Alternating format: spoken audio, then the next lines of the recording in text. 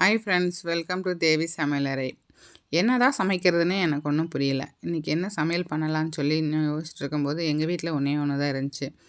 அது வந்து சௌச்சௌ. சரி, சௌச்சௌ வச்சு என்ன பண்ணலாம், பொரியல் பண்ணலாமான்னு பார்த்தா எங்கள் வீட்டு ஆளுக்கு சௌச்சௌன்னே பிடிக்காது. அதனால் சரி சட்னி அரைச்சி கொடுத்தா விரும்பி சாப்பிடுவாங்கன்ட்டு அதை சட்னியாக அரைச்சோம். இதுக்கு தேவையான பொருட்கள் சின்ன வெங்காயம், பூண்டு, வரமிளகா, கடலைப்பருப்பு, புளி, தக்காளி, தேங்காய். சௌச்சௌ நல்லா பொடியாக கட் பண்ணிக்கணும். இதெல்லாம் ஒன்றா போட்டு நல்லா வதக்கிக்கணும்.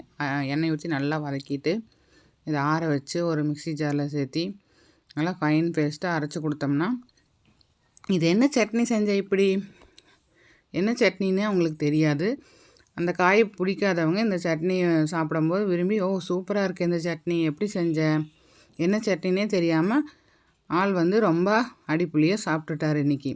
எங்கள் வீட்டில் இதுதான் இன்றைக்கி எங்கள் வீட்டில் ஸ்பெஷல். உங்கள் வீட்டில் என்ன ஸ்பெஷல்னு சொல்லுங்கள்.